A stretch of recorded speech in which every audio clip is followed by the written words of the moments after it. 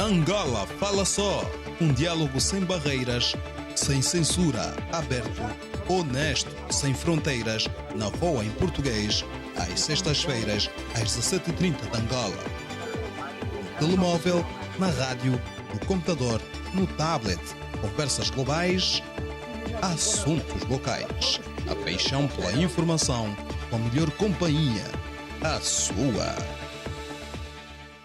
Olá, ouvintes, boa tarde. Este é o Angola Fala Só desta sexta-feira, dia 24 de julho. Devido às medidas de contingência do coronavírus, esta emissão do Angola Fala Só da Voz da América é gravada, pelo que agradecemos a compreensão. Das 17h30 às 18h transmitimos em onda curta nos 13.630 e 17.655 kHz. Das 18h às 18h30 estamos em onda média nos 1530. Também transmitimos pelo Facebook e pelo YouTube. Eu sou Mayra de La Salete. Nesta emissão do Angola Fala Só, o nosso convidado é o empreendedor Vladimir Santos, para falarmos sobre o tema Empreendedorismo em Angola, recurso a financiamento e crédito bancário. Vou começar, Vladimir, por lhe agradecer ter aceito o nosso convite e por lhe perguntar qual a natureza dos projetos em que está envolvido e porquê o empreendedorismo. Pronto, agradecer o convite, de modo geral, e saudações de acordo ao local em que estiver. Porquê o empreendedorismo? Lá vai a pergunta que justifica estarmos aqui. Do meu ponto de vista, o empreendedorismo, mais do que uma forma de obtermos a nossa autonomia financeira, é também responsabilidade social. É um método através do qual podemos contribuir para a criação de soluções no contexto social em que estamos inseridos e não só. E podemos, por intermédio do empreendedorismo, criar oportunidades e, de modo muito sustentável, agregar valor à vida de todas as pessoas que a solução, o produto ou serviço poder alcançar. Sei que tem uns quantos projetos, um deles envolve criação de peixe e marisco e tem um nome até bastante sugestivo, aquaponia. Pode explicar? Correto, exatamente. Para este projeto em causa, nós estamos a falar basicamente de Life Ingredients, que é basicamente a marca que foi criada para poder representar o projeto em termos de identidade visual. E The Life Ingredients, por outras palavras, traduz-se em elementos que sejam essenciais para que se tenha uma boa vida. E, portanto, nós acreditamos que uma alimentação saudável, por intermédio de alimentos orgânicos, é efetivamente um ingrediente crucial para que tenhamos uma vida boa. Este projeto consiste basicamente na produção de peixe, camarão e hortaliças por intermédio da tal técnica que acabou de fazer referência, que é a técnica da aquaponia. É basicamente uma técnica que permite-nos fazer o cultivo dos itens que foram já referidos através de tanques ou de viveiros e, além de produzirmos peixes e camarão, podemos combinadamente ou em simultâneo também produzir hortaliças frutíferas e folhosas e quando eu falo de frutíferas refiro-me àquelas que produzem frutos como tomate, pepino, pimenta, entre outros, e as folhosas refiro-me àquelas que nos servimos das folhas que a planta produz para a nossa alimentação. Portanto, através desta técnica, nós temos vantagens como a otimização de espaço, do tempo de cultivo das hortaliças e dos próprios peixes e camarão, e podemos também fazer uma grande redução daquilo que seria o custo de investimento e da própria operação do projeto em si. Fala aí na palavra-chave que é custo. Duas palavras-chave, custo e investimento. E essa é sempre a pergunta que os nossos internautas e ouvintes que seguem Angola Fala Só colocam sempre, que é a questão do investimento, como é que se pode ter investimento para projetos como esse. Como é que foi a sua experiência para adquirir financiamento para investir neste projeto? Correto. As pessoas têm, de modo geral, experiências diferenciadas, umas similares, outras nem por isso. Muitos empreendedores acreditam que a maneira mais adequada de se avançar com qualquer empreendimento é por intermédio de meios próprios ou que sejam obtidos através de pessoas mais próximas. Outros acreditam que, dependendo da dimensão do projeto em causa, devem recorrer a instituições vocacionadas para o empréstimo bancário e basicamente são essas algumas das alternativas. Para o meu caso, acaba por ser uma mistura dos dois cenários, porque inicialmente comecei com meios próprios e depois de um certo nível, depois de ter já criado determinadas condições, concluí que para garantir a expansão e produção em escala comercial que justifique uma venda representativa e que possa efetivamente alcançar um mercado maior, há necessidade de se fazer um investimento para o qual eu não tenho os meios necessários e daí a necessidade de explorar instituições vocacionadas para o efeito, como bancos, instituições de crédito ou eventualmente políticas governamentais que existam, que por intermédio das quais se possa facilitar todo o processo de acesso ao crédito. Como é que solicitou o crédito? Vamos dizer assim, foi ao banco. Nós tivemos o exemplo de outros empreendedores que, como disse de início, usaram os seus próprios meios, recorreram à família e assim puseram o seu negócio no mercado. Um negócio como a Aquaponia, exato, é um negócio que, pelos vistos, implica maior investimento para que possa ser sustentável. Pelos vistos, pelo que está a dizer, tem expansão territorial em Angola. Já podemos ir a essa parte mais daqui a nada, mas agora interessa saber como é que foi o acesso ao crédito. Foi complicado?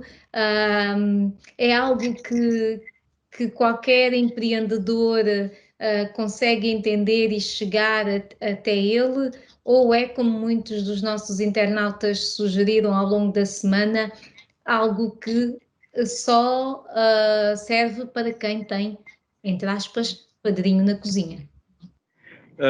Correto, é uma pergunta muito pertinente.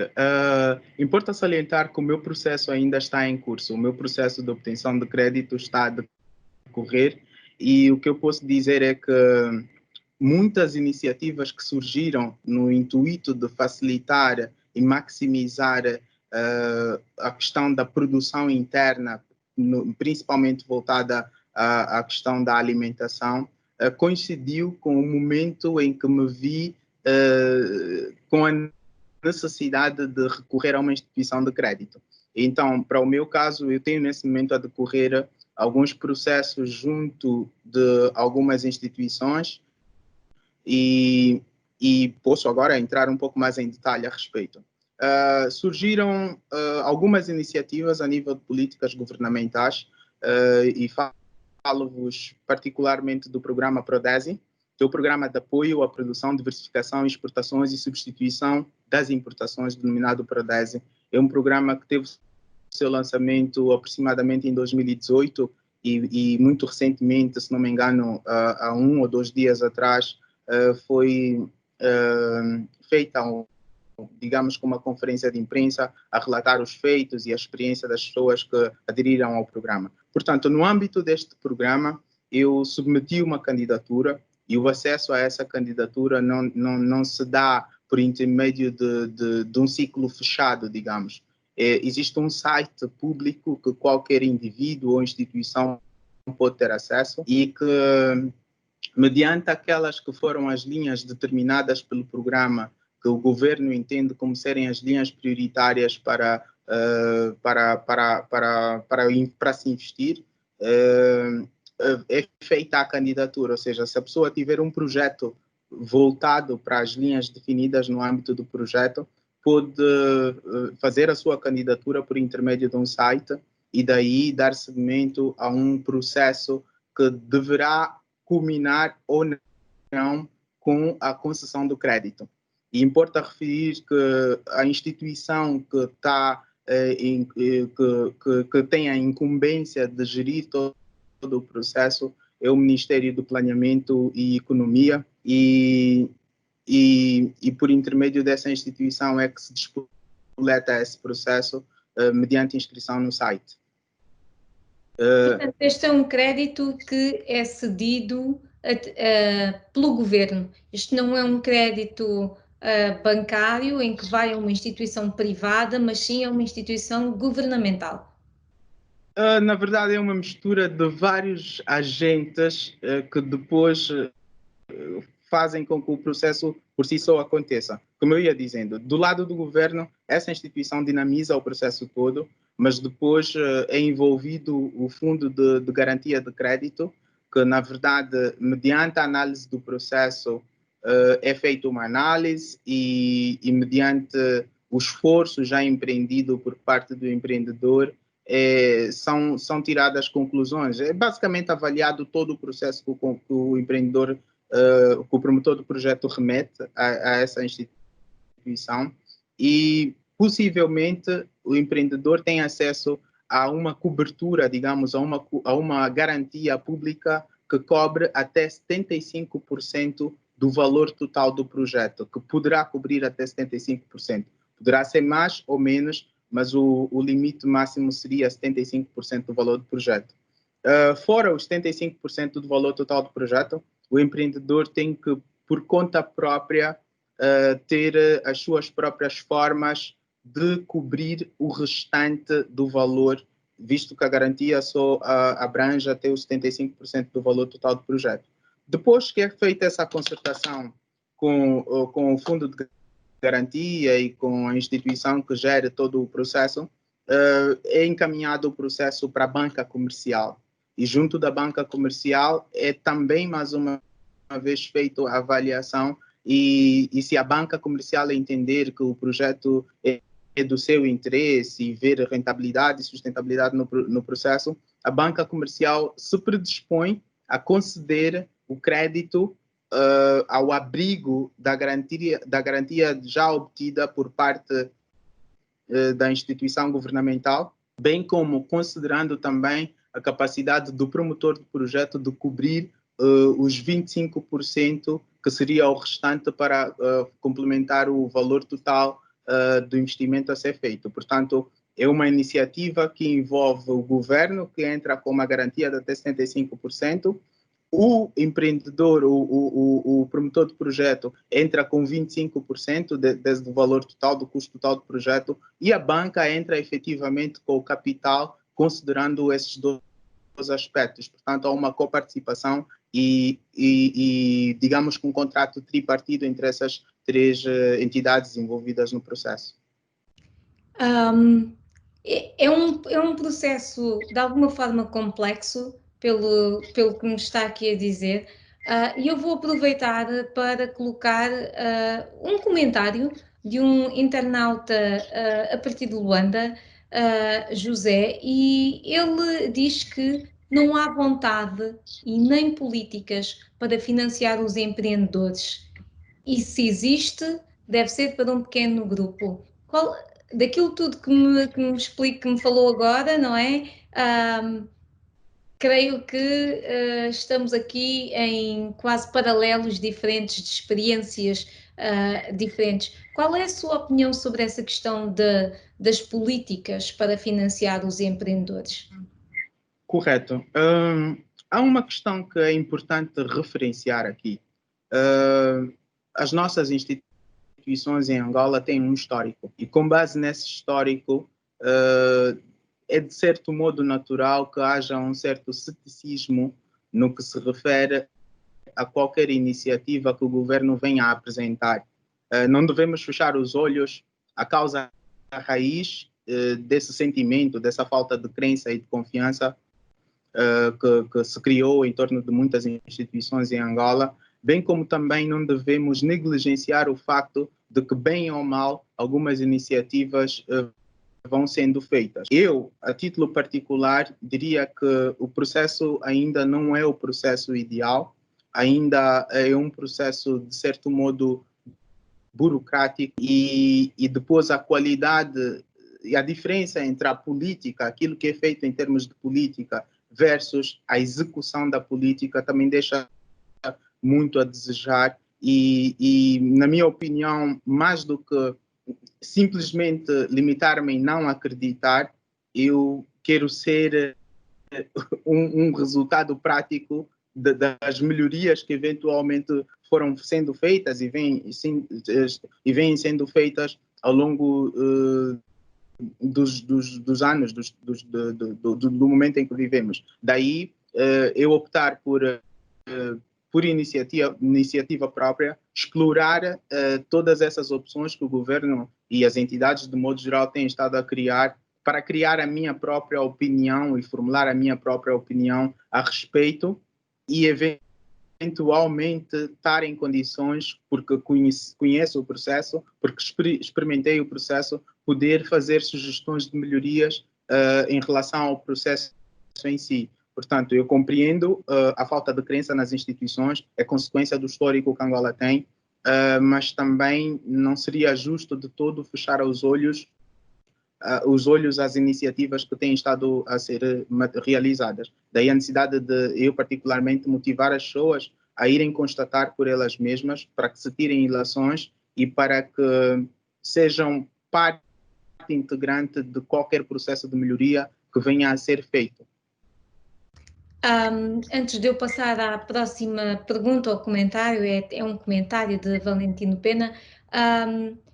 Aproveito aqui então para lhe fazer esta questão, que é: o que é necessário para que quem procura o financiamento e os projetos que o governo põe em prática ou tenta implementar, e o governo, as instituições responsáveis o que é necessário para que se encontrem, para que as pessoas, no programa anterior, houve quem dissesse que a informação não está disponível, que este website de que me falou há pouco, por exemplo, não é algo, embora seja público, não é algo de que as pessoas tenham conhecimento. Sugestões? Pronto.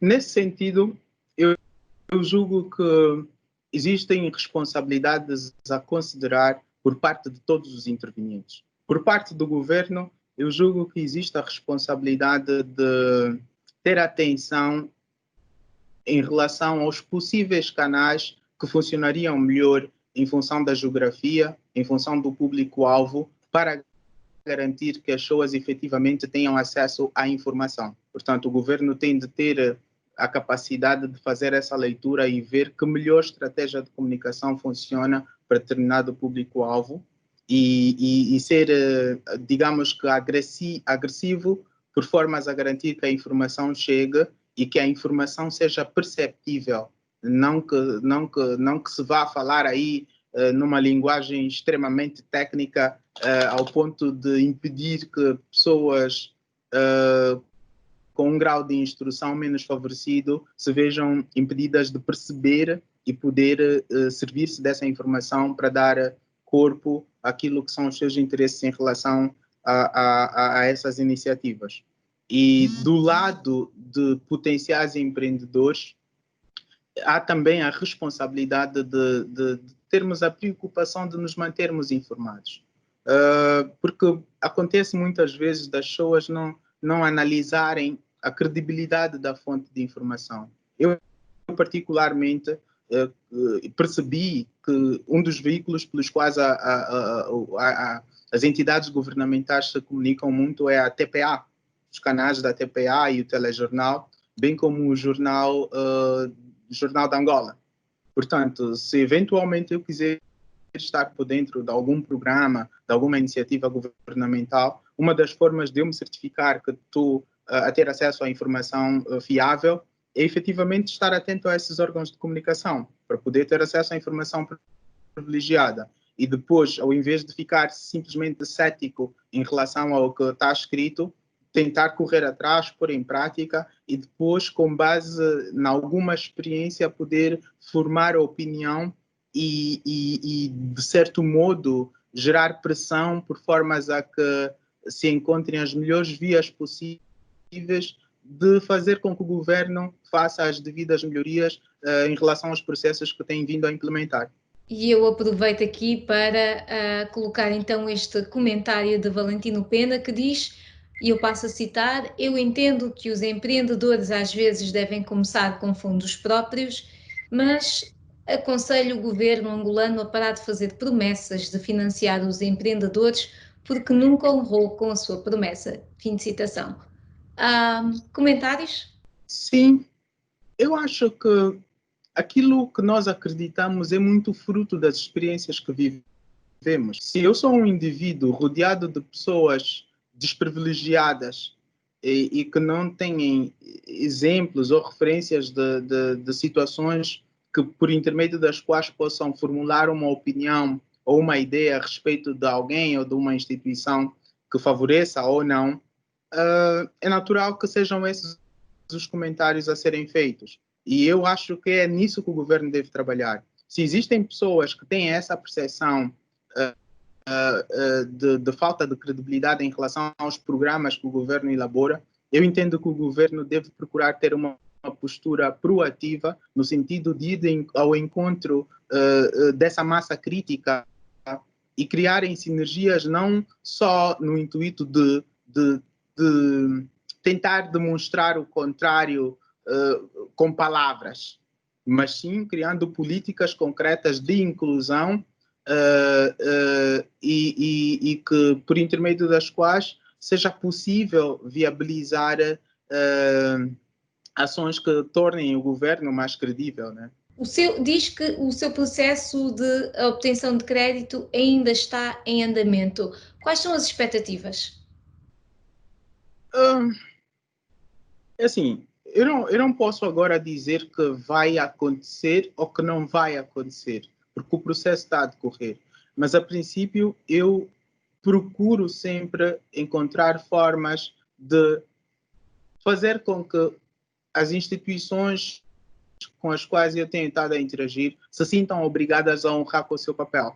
E todas as abordagens que eu faço a essas instituições é muito com base nos decretos que elas mesmas criam, é muito com base no sentido de eu cumprir com as obrigações que são esperadas de mim e, por força disso, eu procuro garantir que o facto de eu estar a cumprir com as exigências coloque-os numa posição de quem também deve cumprir com as exigências para evitar entrar numa situação de incumprimento. Portanto, o meu mindset ou a minha forma de olhar para isso está voltada num senso prático e numa abordagem muito realista e direta de conduzir, digamos que, esses processos. E uma estratégia que eu particularmente adotei também consiste no facto de que qualquer contestação para uma instituição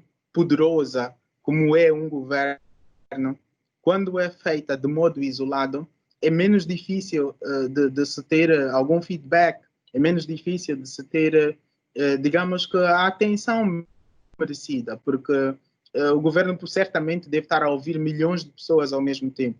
E, portanto, se calhar também uma das formas de aumentarmos as nossas chances de sucesso quando corremos atrás dessas iniciativas, consiste em termos a iniciativa de criarmos associações que estejam devidamente legalizadas e que, por intermédio dessas associações, possamos fazer chegar as nossas inquietações. Quando é uma associação, quando um indivíduo fala em nome de uma associação que tem informação organizada, que tem estatística e que legalmente é uma associação bem estabelecida, o governo sente-se muito mais pressionado porque percebe que por trás daquele indivíduo que representa a associação está um N número de pessoas que representam famílias, que representam uma certa massa populacional e que têm, digamos que, o mesmo sentimento em relação a determinado assunto. Portanto, a postura do governo diante de massas associativas tende a ser diferente de quando individualmente cada cidadão procura ao seu próprio jeito abordar e promover mudança. Portanto, eu percebi com as experiências que tenho estado a viver e associei-me à UPME, por exemplo, e tenho tido muito mais sucesso em abordar as instituições, em influenciar, em opinar, em fazer sugestões de melhorias do processo e até mesmo no que toca a ter a atenção dessas instituições, no sentido de trabalharmos juntos e fazermos tais melhorias, quando passei a trabalhar associado à UPME, do que quando estava isoladamente a tentar promover mudança, tá vendo? O que é o PME?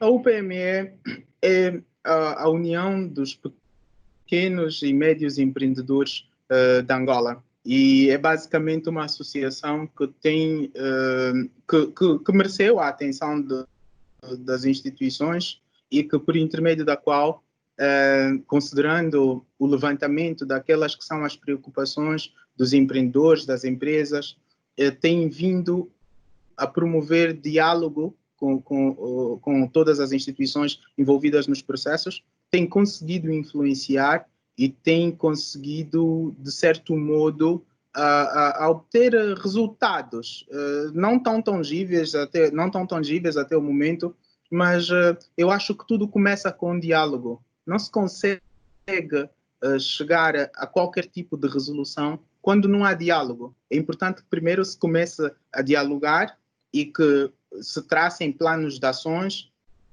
concretos e depois que se faça um acompanhamento do cumprimento desses planos. Portanto, é basicamente o trabalho que a UPME tem estado a desempenhar junto dessas instituições. Vladimir, em fevereiro deste ano, o Governo aprovou a proposta de lei sobre o regime jurídico de garantias mobiliárias e seu registro. O diploma tem como objetivo melhorar o ambiente de negócios nos seus mais variados níveis, por via da promoção e incentivo ao crédito, aquilo que nós estávamos a falar na primeira hora do programa. A primeira meia hora, aliás. A lei foi aprovada a pensar naquelas empresas e pessoas singulares, sem terrenos nem casas para oferecer como garantias, tal como as pequenas e médias empresas, que em muitos casos têm contas bancárias, bens agrícolas, gado, títulos de créditos, máquinas e veículos e até bens mobiliários futuros. O Vladimir considera-se um homem de soluções. O que é que acha desta solução? Eu acho que a lei por si só não se traduz numa solução. A lei é, digamos que, um mecanismo de orientação e que determina o modo como devemos atuar face a determinada situação. O que materializa a solução, o que nos leva à solução, é o cumprimento dos processos mediante aquilo que é estipulado por lei e a sua efetiva execução de acordo. Portanto, ter a lei por si só não resolve nada. Tá?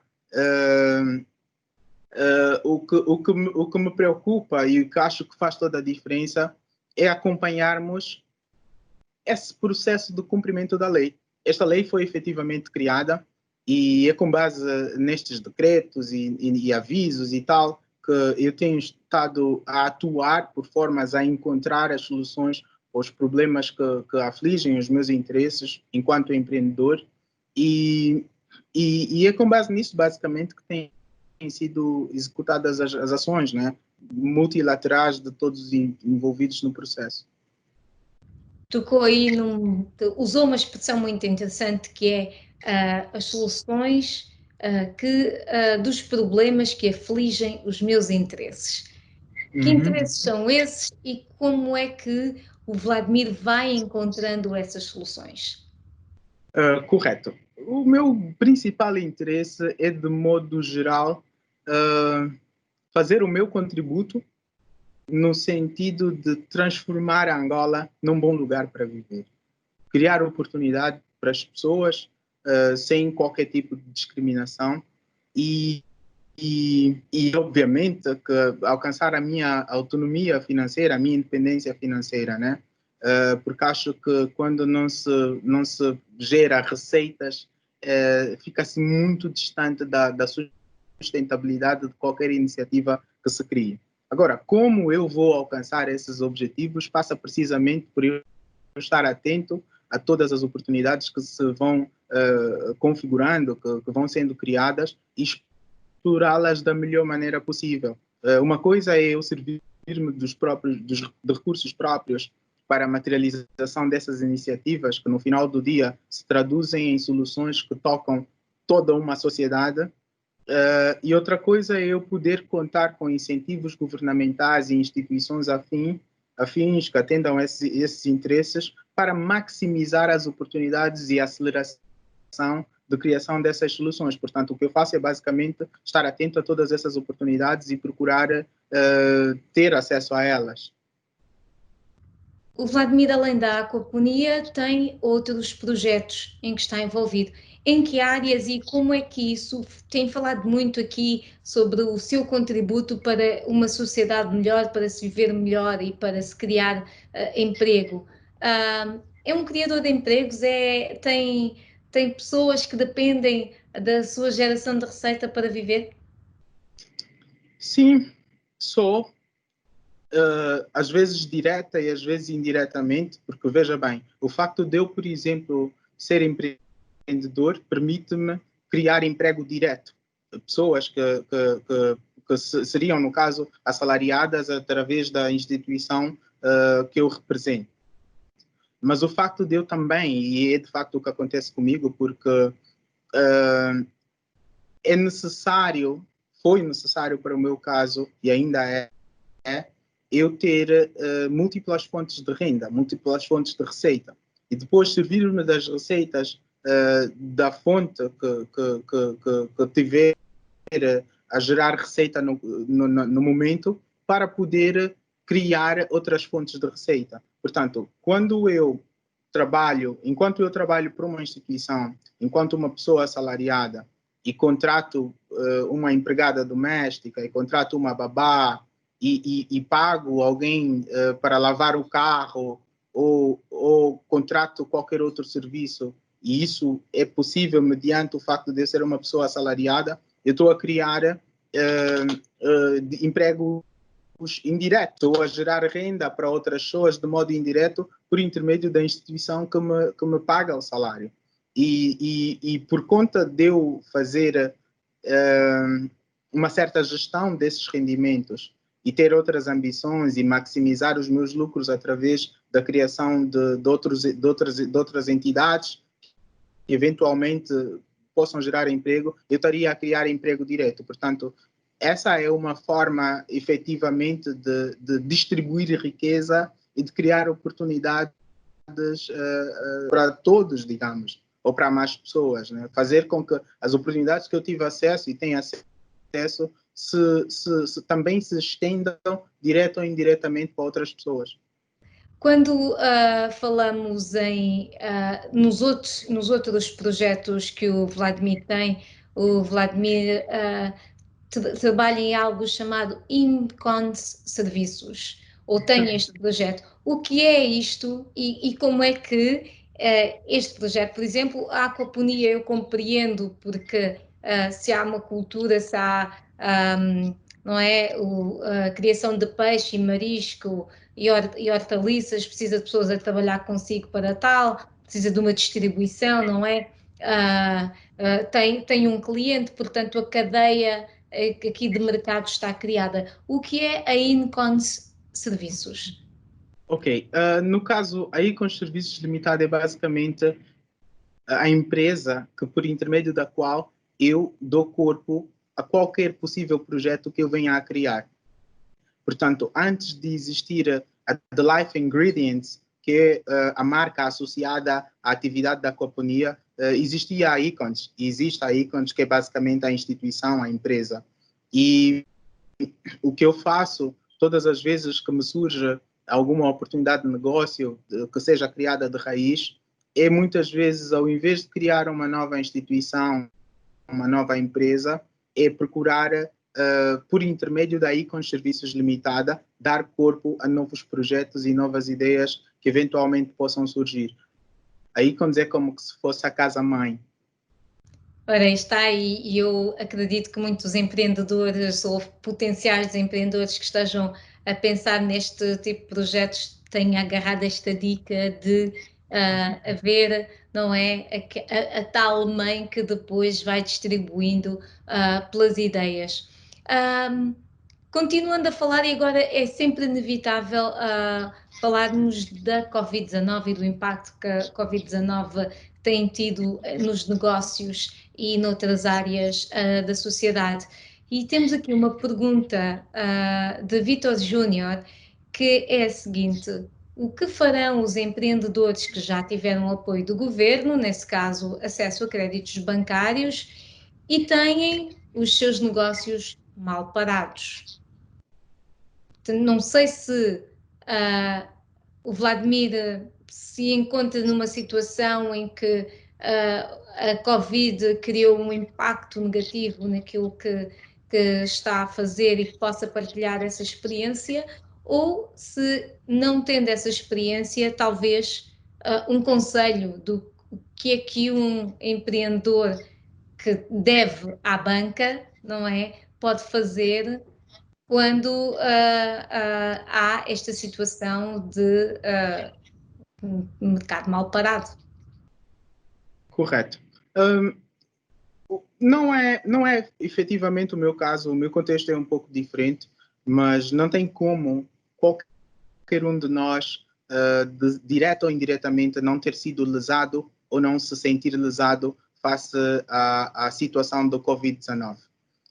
De modo geral, o que acontece a nível do mundo todo é que os governos e as instituições voltadas a financiamento têm estado a criar pacotes de reforço, porque entende-se que a Covid é uma situação alheia à vontade de qualquer um de nós. É um fenómeno que apanhou-nos todos de surpresa e, de modo geral, todos nós sofremos com isso. Portanto, Angola não foi diferente. O nosso governo criou medidas, digamos que financeiras de impacto à Covid-19.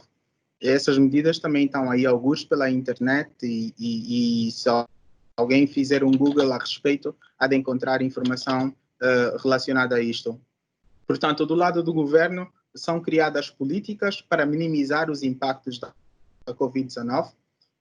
O índice do sucesso quanto à adoção dessas políticas é uma coisa que, em relação à qual eu não posso garantir se têm estado a ser efetivadas ou não, se são medidas que efetivamente atendem o índice ou o grau de criticidade do impacto que a Covid causou, mas existe essa medida e eu acho que as pessoas todas deveriam explorar isto como uma alternativa. E essas medidas também fizeram com que o governo, de certo modo, obrigasse a banca a permitir ou a criar mais possibilidades de negociação das dívidas que estes empreendedores, que esses empresários têm. Portanto, mais uma vez, é uma questão de estar atento às leis e servirmos dessas leis para podermos explorar qualquer oportunidade e vantagem que essas leis possam representar. Porque se está plasmado na lei, nenhuma instituição se deve sentir no direito de contrariar a sua execução. E caso faça, estaria a incorrer em crime e depois é uma questão das pessoas recorrerem para verem o seu direito salvaguardado.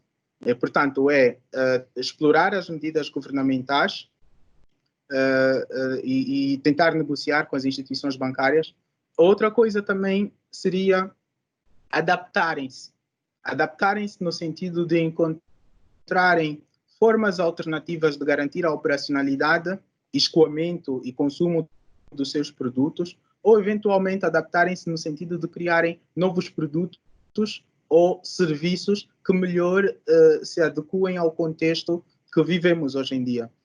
Por exemplo, o setor das entregas, né, delivery, os serviços de entregas, é um dos serviços que cresceu bastante ao longo desse período, porque o Covid obriga-nos ao confinamento, a livre circulação de pessoas e bens ficou inteiramente comprometida, e então, a nível do mundo todo, empresas que possivelmente não estavam voltadas para esse setor, voltaram-se para o setor das entregas, e os que já lá se encontravam têm estado a ter lucros massivos. Os serviços, por exemplo, de transportes, de táxi, também têm estado a crescer bastante, mas basicamente a ideia aqui é apelar que os empreendedores tenham um certo senso de criatividade para diversificarem, adotarem novos negócios e alternativas que garantam a sua sobrevivência, né? Acho que é basicamente por aí. Vladimir, tu tocou de facto num ponto muito importante que eu acho que todo empreendedor tem no seu discurso, que é a questão da criatividade. Que o empreendedor tem que ser criativo para superar essas dificuldades, independentemente do país em que esteja, seja um país com acesso a 300 mil benefícios ou a nenhum. Qual é a sua opinião sobre o atual ambiente de negócios em Angola e essa liberdade criativa que muitas vezes é colocada em causa ou coarta-se um bocado devido a talvez obstáculos burocráticos e outros? Qual é a sua opinião? Angola, e quem decide em Angola, vê-se obrigado a ter que também adaptar-se. Por quê? Porque recentemente o mercado do petróleo sofreu muitas baixas, e Angola, como todos nós sabemos, é um país extremamente dependente do petróleo, com muito pouca capacidade de produção interna de bens essenciais. E há um esforço que tem estado a ser feito, pelo menos o governo fala a respeito disso, no sentido de se diversificar a economia. Portanto, a prioridade, no meu entender, tem sido voltada para a criação do melhor ambiente de negócio possível, por formas a potencializar outros setores, para que Angola alcance, de alguma forma e no menor curto espaço de tempo, a tal autonomia. E essa autonomia tem setores primários, e um dos setores primários é a agricultura, por exemplo. Mas depois há situações em que existem contrassensos, porque o governo exorta essa necessidade de diversificação, mas quando depois, por exemplo, vamos analisar o Orçamento Geral do Estado, percebe-se que a alocação de verbas não parece estar em concordância com as questões que o governo vai exortando, está a ver? Portanto, temos essas situações. Mas uma sociedade não se faz só do governo. O governo não é o único ator social.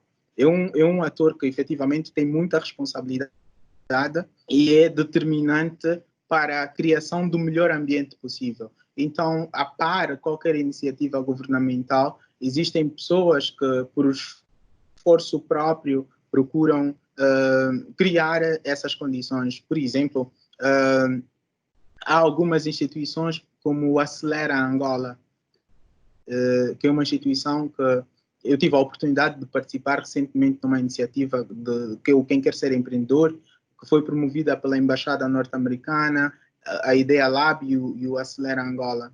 E o que eu pude perceber daquilo é que o Acelera Angola é uma instituição que tem estado a disseminar muita informação, e não só informação, tem programas práticos que visam dotar aspirantes a empreendedorismo, motivar pessoas a aderirem ao empreendedorismo e dotá-los de competências que aumentem as chances de sucesso caso essas pessoas enveredem pela prática do empreendedorismo. O próprio governo, por intermédio do INAPEM, também tem estado a criar mecanismos que, por intermédio dos quais visa a capacitação de pessoas envolvidas no ecossistema do empreendedorismo. Portanto, de modo geral, além da necessidade de se alocar verba, recursos para a materialização de iniciativas de empreendedorismo e melhoria do ambiente do negócio, vejo também um sinal interessante que é de extrema importância, que é a questão da educação das pessoas. Disponibilizar recursos e educar as pessoas, preparar as pessoas no sentido de fazerem o melhor uso possível destes recursos, é uma alternativa muito interessante e crucial, porque combinando esses dois aspectos, diminuem-se ou minimizam-se as chances das coisas correrem mal e maximizam-se as possibilidades dos bancos, por exemplo, que concedem empréstimo, terem o seu dinheiro de volta, e o governo, em termos sociais, sentir os ganhos que serão consequência disso. Portanto, é alocação de recursos e educação dos intervenientes nesse processo para garantir e aumentar as possibilidades de sucesso. Vladimir tocou aí em dois pontos muito interessantes. Um é a educação e a alocação de verbas onde o governo quer que haja investimento, mas, como disse, há esse contrassenso.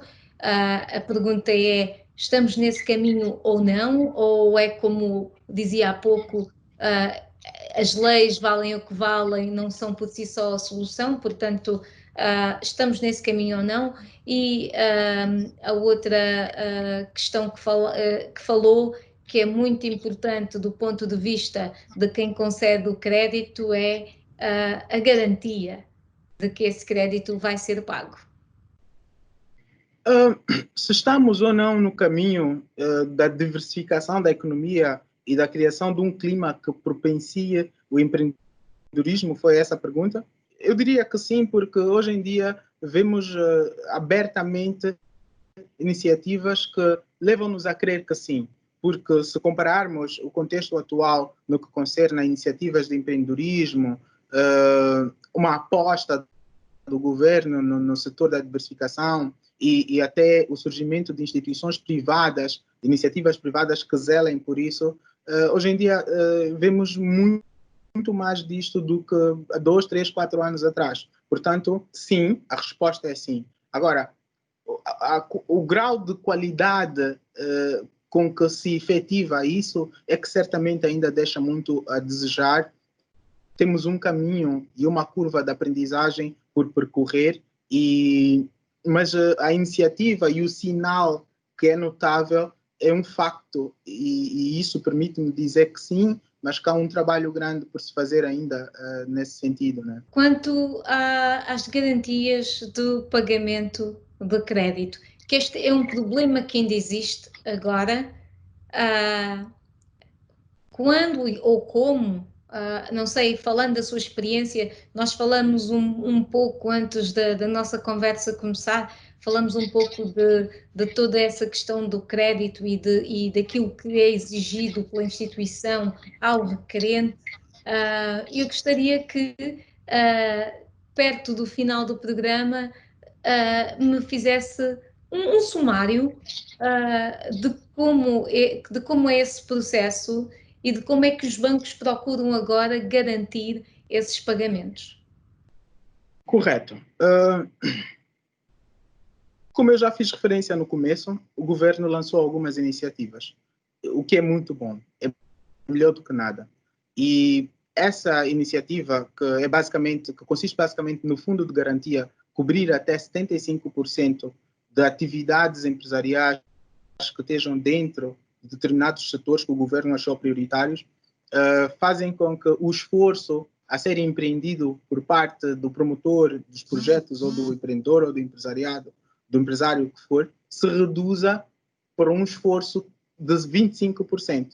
Portanto, antigamente ir ao banco e teres de apresentar 100% de garantia daquilo que é o custo total do projeto é diferente de agora teres de apresentar 25% de garantia. Portanto, há aí uma redução do esforço por parte de quem empreende, caso, repito, atenção, caso se trate de uma iniciativa enquadrada entre as iniciativas priorizadas ou que foram tidas como prioritárias no entendimento do governo. Portanto, há essa redução de esforço. 75% que o governo assume, há outros custos que não ficam muito visíveis inicialmente, mas que depois percebe-se, mas que ainda assim traduz-se num ganho. Porque, por exemplo, em média, o custo do crédito a nível da banca tem uma taxa de juros de, sei lá, não vou dizer que é taxativamente isso, mas que deve rondar dos 20% aos 28% da taxa de juros. Que é bastante alto. Esta iniciativa, exatamente, esta iniciativa governamental cobra uma taxa de juro de 7,5%. Portanto, já tens uma redução do ponto de vista do esforço total, que saiu de 100% para 25%, porque eles cobrem 75%. E depois tens uma grande vantagem daquilo que é o custo do dinheiro em si, que depois se traduzem nas parcelas que vão sendo pagas ao banco, de entre 20% a 28%, se não me engano, para 7,5%. Portanto, isso por si só representa uma grande oportunidade que não deve ser desperdiçada. Portanto, essa é, digamos, que a medida que existe no sentido de atenuar o esforço. Mas isso pode não representar a solução. Quantos dos empresários, ainda assim, têm efetivamente 25% de capacidade para fazer cobertura ao que resta, em termos de garantia, face ao banco? Isso é uma questão que deve ser analisada, porque se o governo tem interesse em promover a diversificação da economia, isso é mesmo um investimento em que o governo não deve... O governo tem que pôr o dinheiro nisto. O governo tem que investir fortemente nisso e criar condições para minimizar as perdas. Tá? Portanto, é uma questão que eu acho que, do mesmo jeito que o governo investe em armamento e se não for a guerra, o armamento fica obsoleto e é dinheiro que fica aí emperrado sem utilidade nenhuma, o governo deve efetivamente investir nessa nova arma que é a diversificação da economia. E, portanto, se quisermos ser inclusivos, tem que se analisar até que ponto, quantos dos empresários podem efetivamente cobrir os 25% e se justifica não atender esses 25%, tendo em conta os possíveis ganhos que poderíamos obter caso o governo também criasse condições para a materialização dessa diferença, desse esforço. Tá? Portanto, eu acho que é uma aposta que vale a pena, mediante análise, mediante uma reflexão profunda sobre o assunto. Se me lembro bem, a outra questão também tinha a ver com como é que os bancos procuram reaver pronto. Os bancos, desculpa, não quero estar aqui a causar má impressão, mas os bancos são os que normalmente nunca perdem nesse processo, ou dificilmente perdem. Por quê? Porque os bancos trabalham com as garantias. O que os bancos pedem é que, se forem efetivamente investir em determinado projeto, querem garantir o retorno deste dinheiro mediante uma obtenção prévia de algum mecanismo que lhes salvaguarde. E, nesse caso, o Fundo de Garantia tem estado a garantir, no âmbito dos projetos que o Estado priorizou, tem estado a garantir 70% desse valor que o banco possivelmente aloca aos empreendedores. Portanto, o risco do banco já fica salvaguardado até 75%. E depois o banco vê junto do empreendedor uma forma de garantir que, caso os 25% não sejam efetivamente pagos, o banco não vai perder esse dinheiro. Muitas vezes o que se faz é o empreendedor, de alguma forma, hipotecar um imóvel, um terreno, uma viatura, alguma coisa que tenha valor aos olhos do banco. E algumas vezes o próprio equipamento novo, ou o que for, no estado em que for, a ser adquirido para atender às necessidades do projeto, fica em nome do banco até que o empreendedor garanta o retorno deste valor.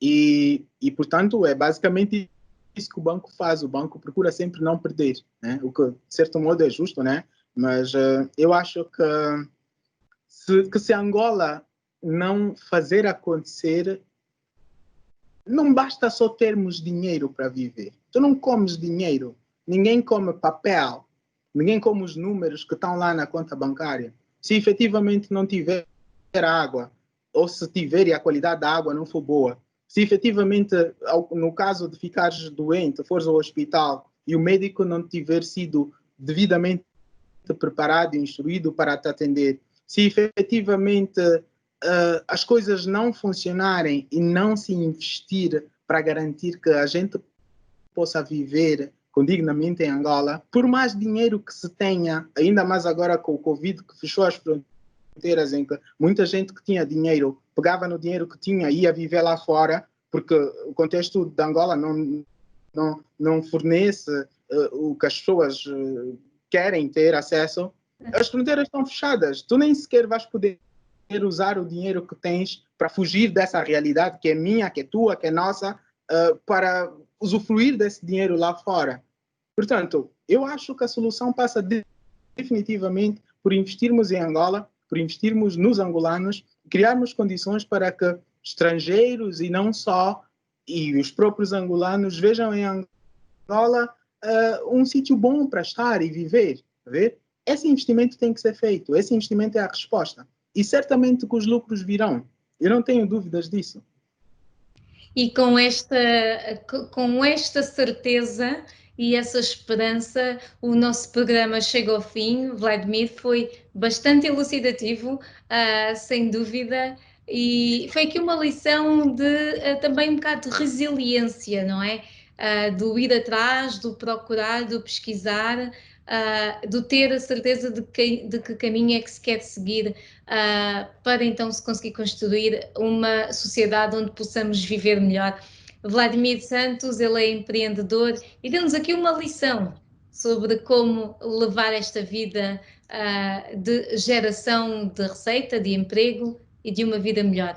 Obrigada, Vladimir. Eu sou Mayra de La Salete e este foi o Angola Fala Só desta sexta-feira, dia 24 de julho. Obrigado. Angola Fala Só, um diálogo sem barreiras, sem censura, aberto, honesto, sem fronteiras, na Voa em português, às sextas-feiras, às 17h30 de Angola. No telemóvel, na rádio, no computador, no tablet, conversas globais, assuntos locais. A paixão pela informação, com a melhor companhia, a sua.